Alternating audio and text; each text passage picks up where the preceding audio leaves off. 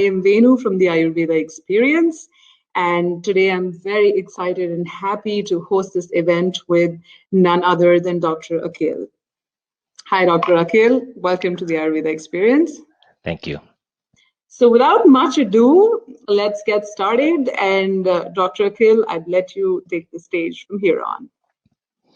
Okay, thank you so much, Venu. It's really my pleasure to be here with all of you. And there is a tremendous amount that Ayurveda has to offer in today's times with the current crisis. And I'm really excited to share this. So what is Ayurveda? Well, the word Ayu comes from Sanskrit, means life, and Veda means science. So Ayurveda is the science of life. It's the oldest system of medicine, been around for over 3,000 years, and it really emphasizes food as medicine. And this quotation illustrates that. When diet is wrong, medicine is of no use. But when diet is right, medicine is of no need.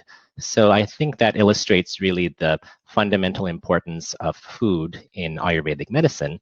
And that's a subject we could talk for actually days. So I'm going to try to really go quickly to cover some information about diet today. So the philosophy of Ayurveda, it comes from what's called the Pancha Mahabhuta philosophy, which is the 5 elements concept of the universe. And the 5 elements are space, air, fire, water, and earth. And these 5 elements come together in the body to form the 3 doshas, which you might be familiar with. They are Vata, Pitta, and Kapha. These doshas combine to create all functions of the body. And Ayurveda emphasizes that the body does have a self-healing ability. So I think that's something we should all trust in. And remember that our body does have a strong immune system. That's something that today's time of fear and anxiety, it's wonderful that Ayurveda emphasizes that. And Ayurveda is much more than a system of medicine. It's really a way of life. A comprehensive philosophy covers every aspect of daily life and living. And it offers a personalized and individualized program that can be customized to each person. That's really one of the strengths of Ayurveda. It also emphasizes detoxification and rejuvenation, and this is part of prevention. So really the focus of Ayurveda and the talk today is about staying healthy, staying well, preventing illness. We know that there are no natural cures or treatments for the COVID-19, but Ayurveda has a tremendous amount to offer in terms of staying healthy and prevention, and that's what we're going to be focusing on. So with Ayurveda, we talked about the 3 doshas, Vata, Pitta, and Kapha, and a balance between them is what really leads to optimal functioning of the body, and that really results in health. So when you have an imbalance between the 3 doshas, that is what leads to disease. So the original body type is the state of the 3 doshas that is determined at birth, and that's the Prakriti. And Vikruti is the current state of doshas, which could be out of balance. So life is a process of always striving to achieve balance, to return to that original Prakriti, and that's the preventive aspect of Ayurveda. So I take a integrative approach to medicine, meaning that I integrate modern science with ancient wisdom, like in Ayurveda. And I take a very scientific approach because I studied biochemistry originally at Harvard and came to Ayurveda much later. So I think it's wonderful to see the correlations between modern science and ancient wisdom. And one of them is the genetic basis for these prakritis or body types. So this was a paper that was published in the journal Scientific Reports, where they analyzed genetics of hundreds of people across ethnicities, geography, and found this universal genetic basis for the 3 body types based on different single nucleotide polymorphisms, which are basically genetic differences. So just to illustrate that modern science is confirming a lot of the ancient wisdom of Ayurveda. So we talked about Vata, Pitta, and Kapha, and there are also 3 subtle essences that correspond to them, and those are Prana, Tejas, and Ojas. So prana is the subtle vata element, which is responsible for circulation, digestion, excretion. And tejas is the counterpart of pitta, which is associated with digestion, metabolism, and intelligence. And for our purposes today, ojas is the most important essence because that is the correlate of immunity. It's a vital substance that's produced by the end product of digestion. And in Ayurveda, there are 7 dhatus or tissues, and ojas is made from the byproduct of all 7. So it just indicates that the immunity really comes from the entire body. It's a very holistic quality, and it's linked to kapha. And immunity is also associated with vigor and longevity. So a lot of the foods we're going to be talking about today, the spices, the herbs, they all have the unifying quality, which is that they build ojas. So that's going to be one of the most important qualities that we're going to focus on. So when we're talking about COVID-19, we know that immunity matters. And the reason is that there is a wide spectrum of disease. So we know from data that about 81% of cases are mild, and so that about 19% are more severe. So that means 4 out of 5 people who get COVID-19 actually have mild disease, recover well. That's not as newsworthy, but that's what the data shows. And this was a study published in March 2020, which looked at one person who recovered in days after COVID-19 exposure. And the researchers found that days following symptom onset, a large number of immune cells, helper T cells, killer T cells, B cells, were found in the patient's blood. So the patient had a very vigorous immune response, and that is typical of people who recover quickly from COVID-19. So it shows that immunity is really a factor here in staying healthy. So another aspect of COVID-19 that I want to touch on before we get into the general recommendations is that inflammation is one of the hallmarks of this disease.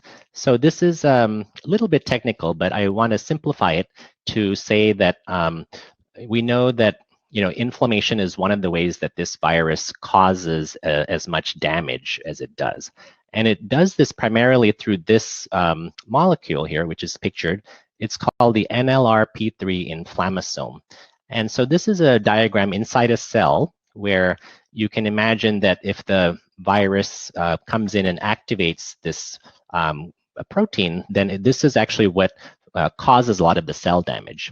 So this was from a research paper published in March 2020, where they identified the role of this factor.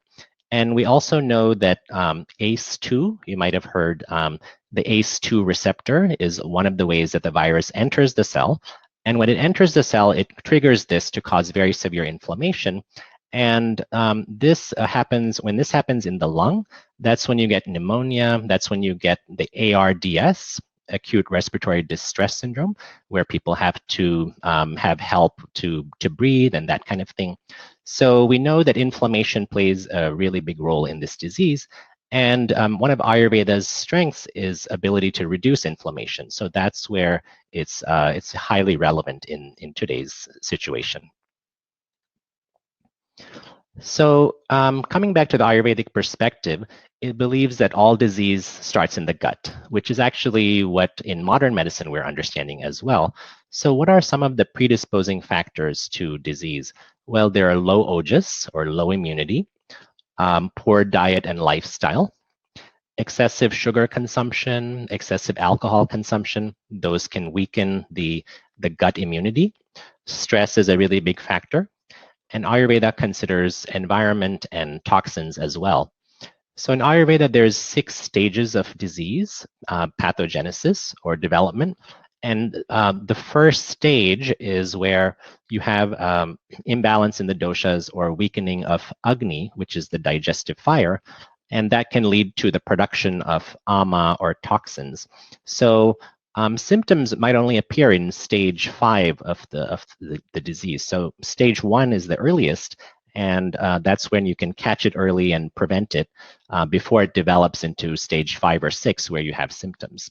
And these are some of the factors that can be avoided to help reduce the predisposition to disease.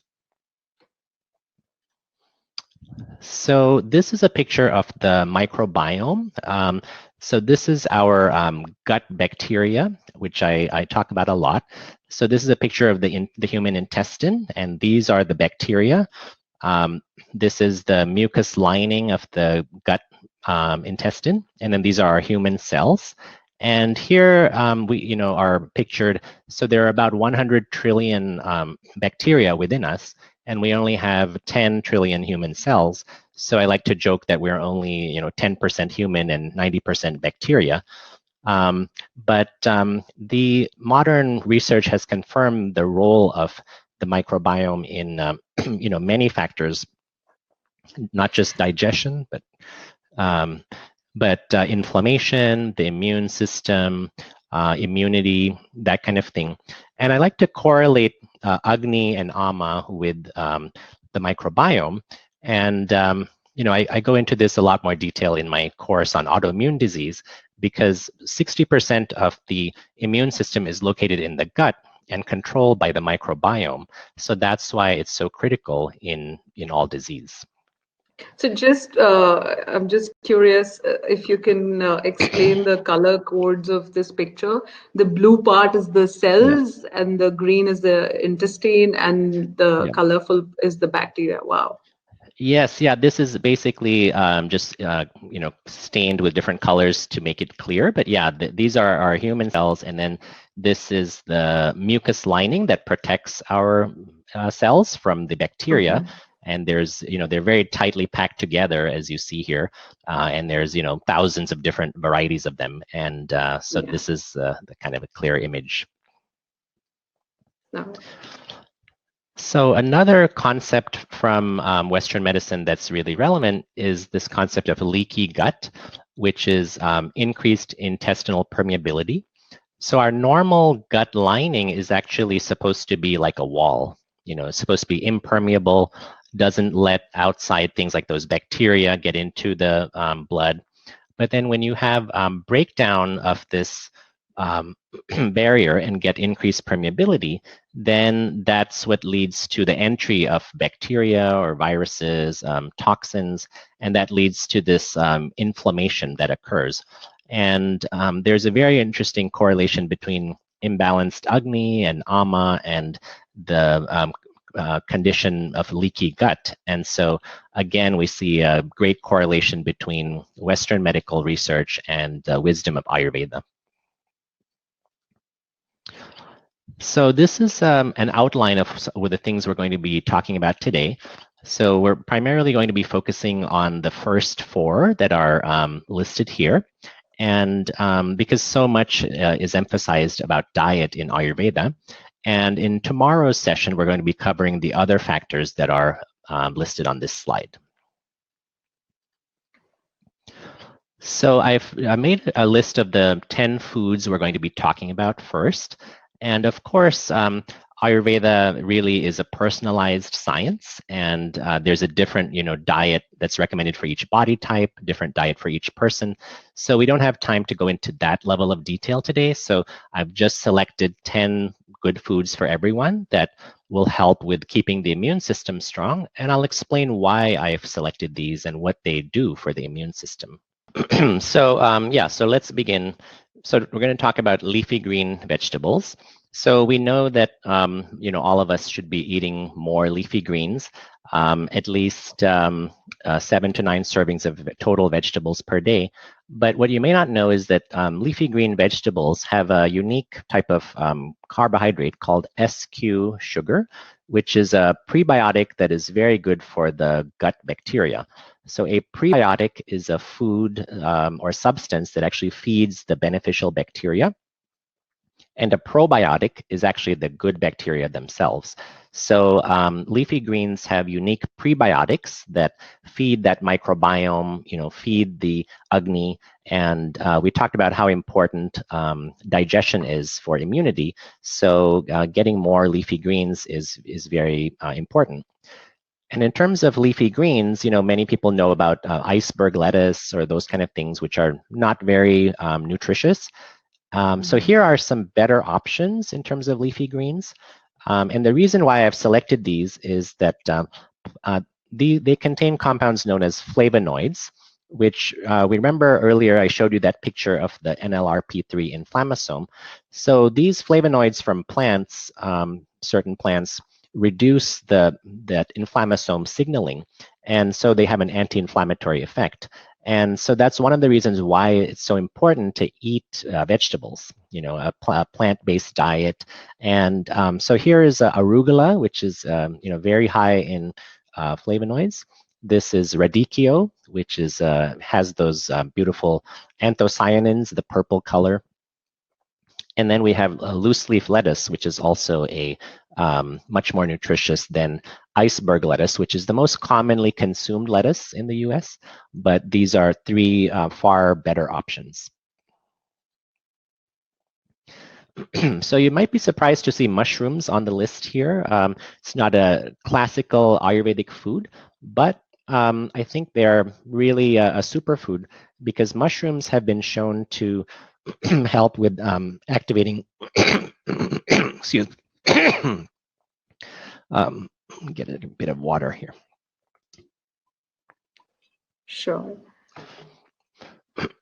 Yeah, so with activating innate immunity, so they have these compounds known as beta-glucans, which help with activating the immune system. And then they also help increase very specific bacteria in the microbiome, including these listed here. So mushrooms are really unique in improving the diversity of the microbiome, the strength of the good bacteria. The compounds in them modulate the immune system, and they're also helpful for reducing inflammation. So getting a variety of mushrooms is really key. So Asian mushrooms are very good, like shiitake and maitake, oyster mushrooms, just the more different types of mushrooms you can consume, that's really best in terms of strengthening the diversity of the gut bacteria and the immunity. So then we also have cold water fish. And the reason why I've selected fish, which includes salmon and mackerel, those kind of things, is because of these compounds here. Fish are a very rich source of omega-3 fatty acids, which are good fats that help with reducing inflammation. They also contain selenium, which is an essential nutrient for the immune system. They're high in vitamin A, which is also very critical for immune function. And finally, they're one of the few foods that have vitamin D. So vitamin D has been in the news because the former FDA commissioner mentioned that getting your vitamin D levels up was probably protective against COVID-19. Vitamin D deficiency has been associated with higher risk of flu, higher risk of colds. So vitamin D is something that's more well known for bone health and that kind of thing, but actually has a big immune effect. And it does have a role in reducing NLRP3 and reducing inflammation. So fish is really one of the only food sources that provides vitamin D. You can also get it from sunlight exposure, which we'll be talking about tomorrow. But because it has all of these unique nutrients, I think cold water fish like salmon and mackerel, sardines, they are really great options for providing those essential immune nutrients. Okay, then also talking about bone broth. So this is something you can think of as like chicken soup. So, we often hear chicken soup is good for a cold, and there are studies that have shown that chicken soup has an anti-inflammatory effect. Bone broth. So basically, if you're making soup, include the bones, and it's very rich in gelatin, which is good for preventing the leaky gut syndrome, good for healing the gut. It's very high in glycine and other amino acids, which are important for gut health as well. So this is a very beneficial food as well for that reason. So the next food is pumpkin seeds, and these are one of the richest food source of zinc. So much more than other types of nuts and seeds, pumpkin seeds for some reason have very high levels of zinc. You probably heard that zinc is good for the immune system. There are zinc lozenges, which you can take if you have a cold or sore throat. And so zinc has been shown in studies to reduce viral replication. And when they've looked at other other coronaviruses, and it has shown that zinc may prevent entry into cells of different types of coronavirus, of which there are many different types.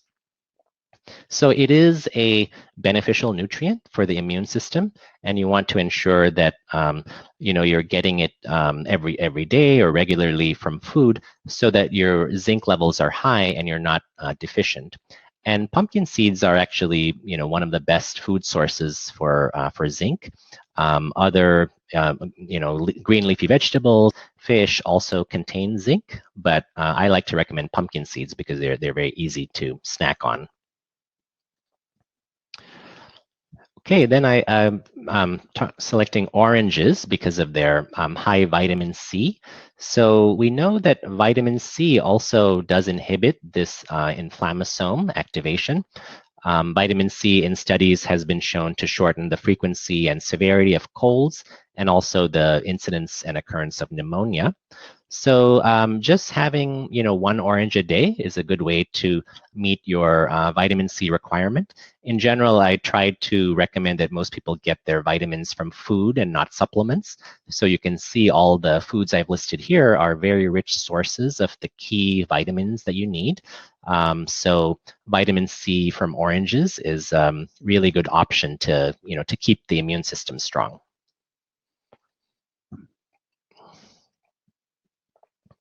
Okay, so now we're going to talk about beet greens, which are the leafy tops of the beetroot. So here's a picture I've taken from my local supermarket.